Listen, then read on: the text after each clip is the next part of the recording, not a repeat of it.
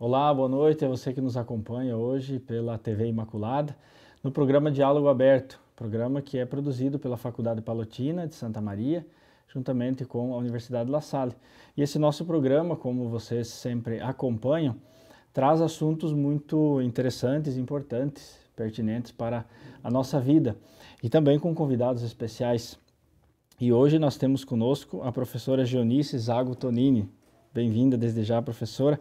Ela é vice-diretora do Colégio Palotti, Antônio Alves Ramos, aqui de Santa Maria, além de ser docente na Faculdade Palotina, na FAPAS. A professora é graduada em Letras pela Universidade Federal de Santa Maria e bacharel em Direito pela Faculdade Palotina. Também possui diversas especializações, entre elas em Língua Portuguesa e Literatura Brasileira, Educação e Novos Cenários Sociais, também em Gestão Estratégica de Pessoas, em Supervisões Educacionais e também em Coordenação Pedagógica. Professora Geonice, bem-vinda aqui no nosso programa. Desde já, muito obrigada, Padre Alisson, muito obrigada à Faculdade Palotina, à Unila Salle, uma boa noite a todos que nos assistem pela TV Imaculada. Muito bem, professora. Hoje nós vamos falar um pouco sobre educação, sobre gestão, enfim, várias coisas, né? Como que você definiria, né, o papel da educação hoje na sociedade contemporânea, professora? Nós vivemos tempos desafiadores, né? Então, a cada dia somos impactados, né, de todas as formas, e na educação não é diferente, né? Então, fazer educação hoje é um grande desafio, né? É um desafio constante. A velocidade com que as informações elas vão surgindo, né, também para nós isso é muito importante, porque também acaba impactando na sala de aula, ou seja, então fazer educação hoje não é mais só transmitir o conhecimento, né, vai muito além, né, tudo que vem, que surge, o professor precisa sim estar atento, o professor precisa estar atualizado, mas vai muito mais além do que só o conhecimento, justamente por essas tecnologias que a gente tem hoje e esse acesso à informação, né, que é numa velocidade, assim, muito mais do que nós tínhamos anteriormente, num passado aí não tão distante assim. Exato, e você mencionava um pouquinho sobre a questão das tecnologias, né? Nós sabemos que, de fato, para acompanhar todas essas mudanças que são muito grandes e significativas, né? Como que seria, ou como que funciona, como que você vê as tecnologias podem influenciar nesse processo educativo, ou como elas influenciam, né? Porque já estão há tempo dentro desse processo, né? É um desafio, mas também é uma aliada, né? Dependendo da forma como nós vamos utilizar. A educação, ela precisa se utilizar, né, das tecnologias, ela precisa se utilizar daquilo que se tem, né, de verdade, daquilo que é verdadeiro, porque o grande desafio é esse, né, é o que é verdadeiro dentro da notícia, né, e a partir daí a gente trazer para os nossos alunos, então, o que a gente precisa na educação? A gente precisa de muita formação para os nossos professores, porque é a partir da formação que eles também vão ter esse suporte para dentro da sala de aula conseguir auxiliar os alunos, né, na busca de uma informação que é verdadeira, na busca de uma tecnologia que vai ser utilizada para o bem e não para o mal, né? E este ano a gente tem aí a implementação do não uso, né, da não utilização dos celulares em sala de aula. Ah, mas como assim? E por incrível que pareça, nós nos adaptamos muito bem no Colégio Palotti, né? A gente, claro, teve uma resistência por parte dos alunos, por parte das famílias no início, mas para nossa surpresa, assim como as pesquisas também demonstram isso, né? Eles estão aproveitando muito mais o recreio, eles estão vivenciando muito mais as relações, eles estão muito mais concentrados em sala de aula, então a gente consegue perceber isso. Ah, não vai utilizar o celular porque não tem mais como voltar atrás e não existir, né, nos afastarmos totalmente do celular. Não, a gente pode sim utilizar o celular na sala de aula, de maneira pedagógica, né? Nós trabalhamos com uma plataforma de ensino, onde muitas vezes eles precisam responder questões, então naquele momento vai ser marcado, vai ser combinado com eles, vai ser avisado, olha, amanhã vocês precisam trazer, vamos fazer uma atividade pedagógica. A gente sabe também que eles não aboliram o celular da vida deles, mas em sala de aula, aquilo que muitas vezes trazia aquela falta de concentração, né, aquela, eu quero olhar, né, a gente também tem isso, né, tocou, eu quero verificar, quero ver a mensagem. Conseguimos, estamos lidando muito bem com isso, então foi realmente muito positivo. E em outros momentos também, né, as outras tecnologias, as outras metodologias que existem, que também a gente possa estar utilizando da melhor maneira, mas isso tudo passa pela formação do professor e nós, enquanto gestão, estarmos oferecendo esses momentos. E é importante pensar, né, professora, que não se pode pensar uma educação sem tecnologia hoje, né? Estamos imbuídos dentro desse processo tecnológico e, como você bem acentuou, o bom uso colabora muito, né? Por outro lado, também os estudantes têm muita informação e isso, de certa forma, exige também do professor ajudar essa purificação, né, das informações. E dentro desse mundo da educação, como que você percebe que a educação ela consegue, assim, ser um agente transformador no século em que nós vivemos, né, século XXI, mas enfim, até um agente transformador na própria vida das crianças, adolescentes que estão aí na escola? A partir do momento que eles aprendem a pensar criticamente, né? A partir do momento que eles recebem aquilo ali, que eles vão precisar buscar, saber, né, identificar a fonte, saber se é verdadeiro, não simplesmente receber e pronto, né? O que eu ouvi, o que eu assisti é aquilo ali e ok. Não, eu preciso ir atrás, eu preciso buscar, eu preciso me inteirar, eu preciso ter mais fontes, então, e ensiná-los também na necessidade da autonomia, né? Que eles precisam ser agentes também do seu próprio conhecimento, que eles são, na verdade, os protagonistas do próprio conhecimento deles. Que é a partir dessa busca, dessa instigação, dessa motivação. Sim, e acredito que, bom, você como está assim dentro desse mundo, né, é um desafio para eles, né, poder lidar com todas essas informações e também com a própria tecnologia, mas também é um desafio, acredito, para os professores, né? Quais são esses maiores desafios assim encontrados atualmente pelos educadores? Porque assim como somos todos desafiados, existem aí os desafios próprios dos estudantes, mas também acredito eu que tenha desafios na parte dos professores também. Sim. Então, né, como eu disse, o professor hoje ele não é mais o detentor do saber, né? Ele não é o único e exclusivo modo de conhecimento por onde os alunos vão aprender e pronto, né?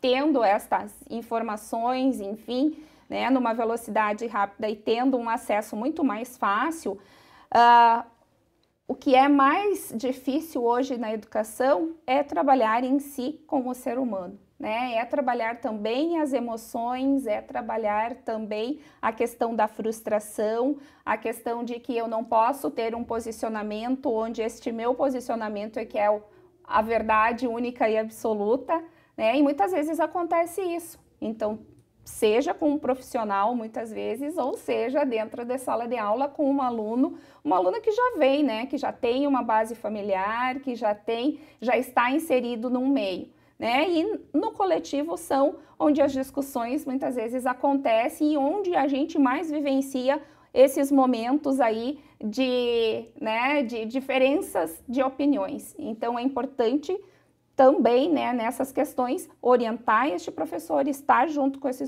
professor e também oferecer, né, momentos também de escuta para o professor e momentos que ele possa também ter este momento de fala.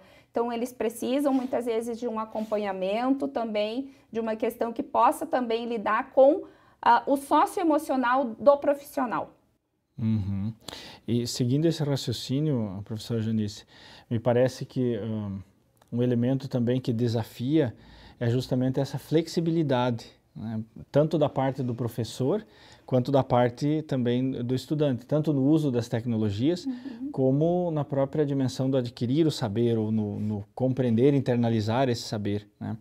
E você mencionava a questão emocional, que acredito que quando falamos em tecnologia, especialmente falando na dimensão do celular agora, ele traz, hoje pela manhã eu escutava uma conferência do padre Zollner, lá da Itália, e ele justamente tratava sobre a questão do celular como uma extensão da mão da criança, né, ou do adolescente, mas nossa também, né? Então, como que nós poderíamos pensar assim, gostaríamos de te ouvir um pouco, como equilibrar, né, a exigência acadêmica e esse bem-estar também emocional dos alunos, tendo presente a necessidade de algo mais consistente enquanto educação, informação, e também tendo presente toda essa dimensão de informações que as mídias sociais nos passam. Esse equilíbrio, né, é bastante desafiador, né? Mas nós, educadores, não podemos estar sozinhos.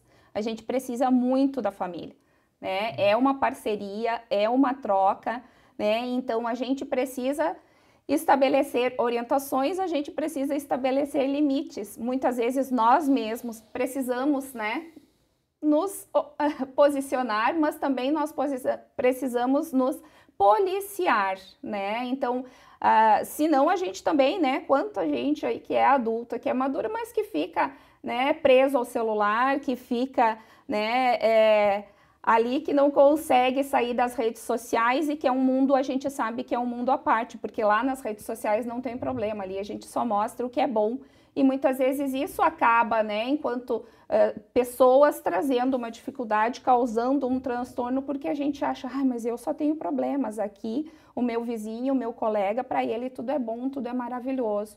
Então, trabalhar também as questões das frustrações são importantes.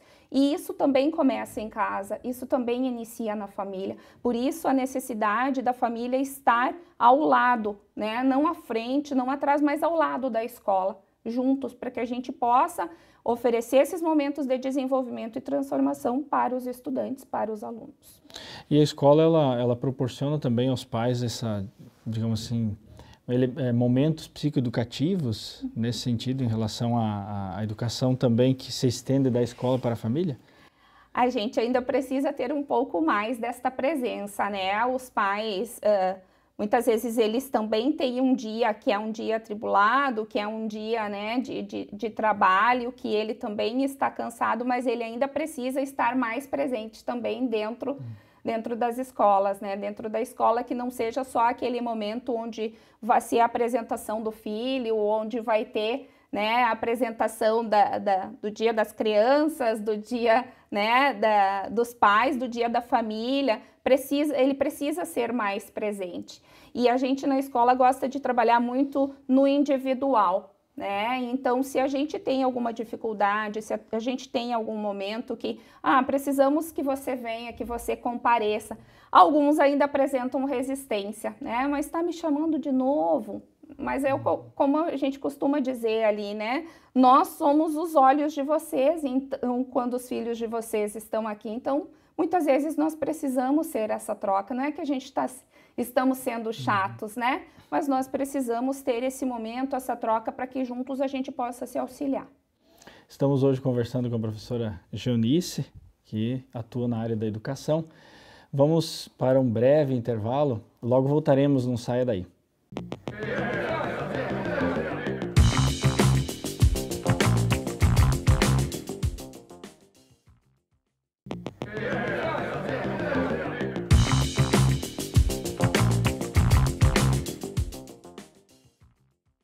Olá, nosso programa Diálogo Aberto está de volta.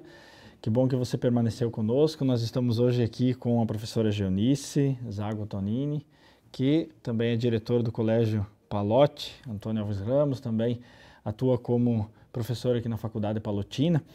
E estamos falando sobre a educação, né, os desafios, especialmente da educação, neste tempo em que nós vivemos. E nós finalizamos o primeiro bloco, né, professora, falando sobre a dimensão da importância desse trabalho da escola, juntamente com a família. E eu continuo então perguntando como que é esse processo de motivação dos alunos no meio em tantas distrações que acontecem porque são estimulados constantemente, né? Então como que se dá ou se tem alguma maneira assim de motivá-los para essa dimensão da educação mais de uma maneira mais presencial ou consistente, ou abrir mão de algumas dimensões da tecnologia, às vezes, para se dedicar a uma leitura, enfim, né? Sim, é muito diálogo. A gente precisa estar dialogando com as famílias, a gente precisa estar dialogando com os alunos, né?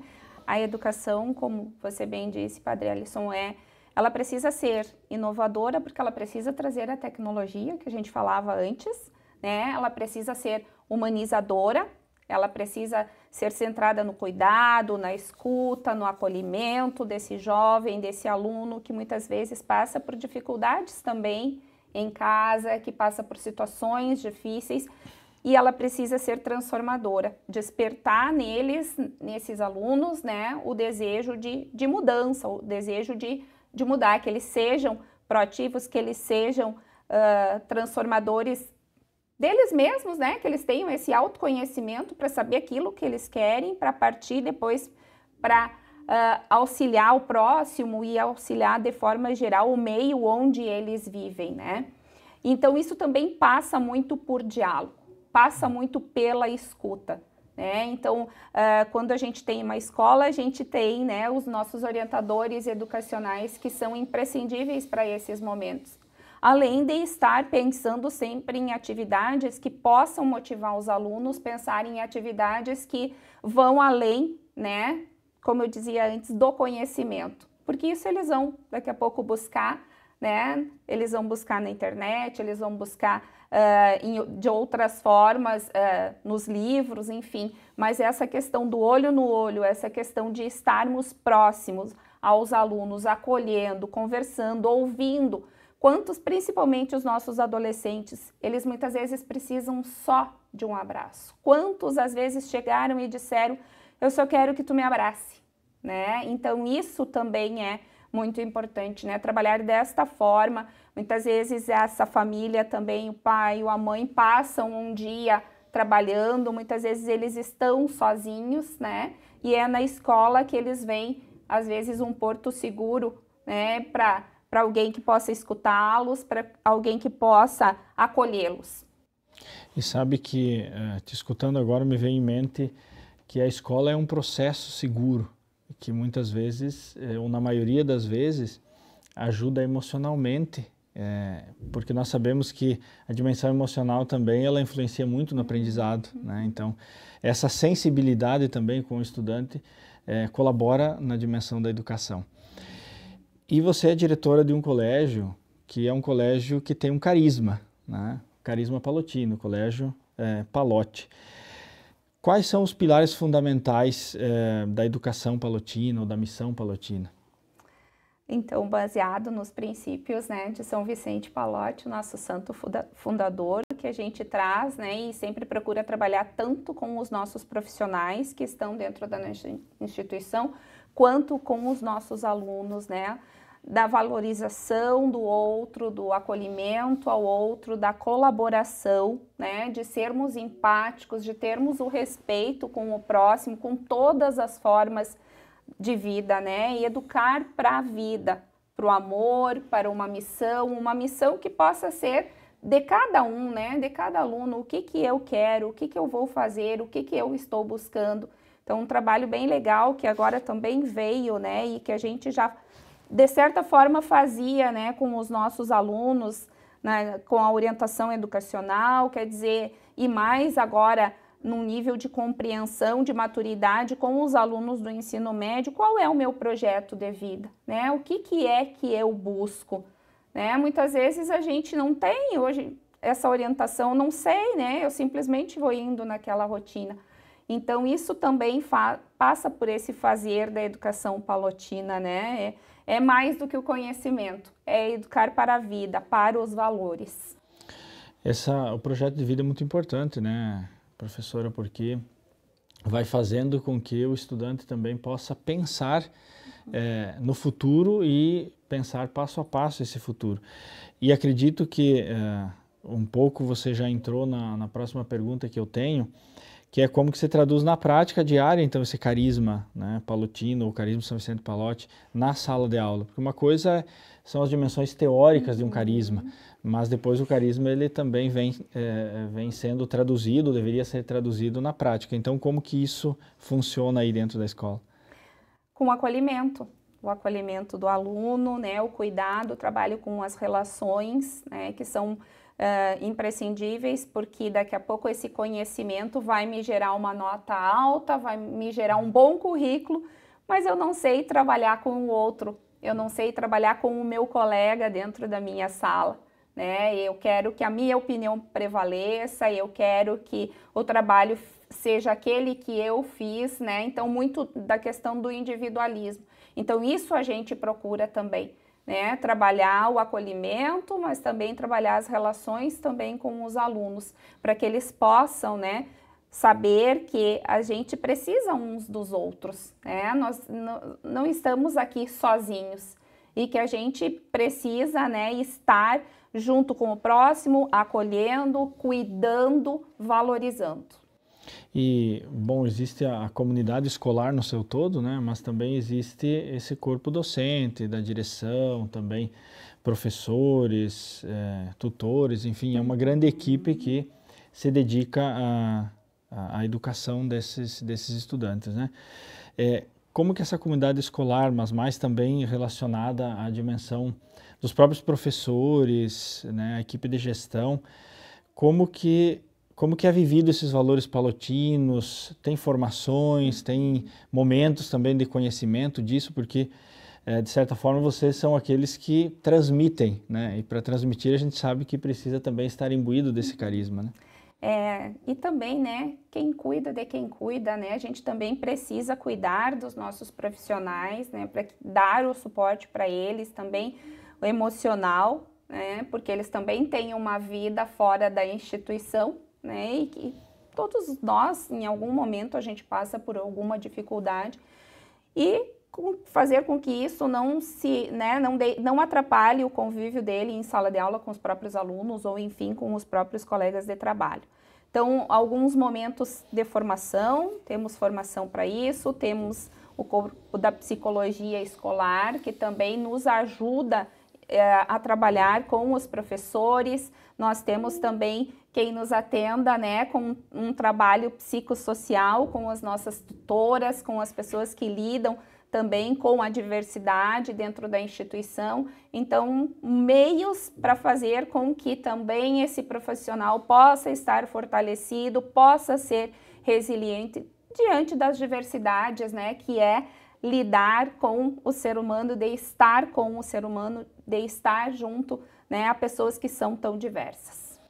Assim como nós temos valores, nós também temos algumas incertezas, né, que faz parte da nossa vida, né? E diante dessas incertezas, né, onde vocês encontram inspiração, né, para continuar a missão de ensinar, que nós sabemos que é uma missão árdua, mas também que traz muita gratificação, se podemos usar esta palavra, né? Mas onde está a inspiração?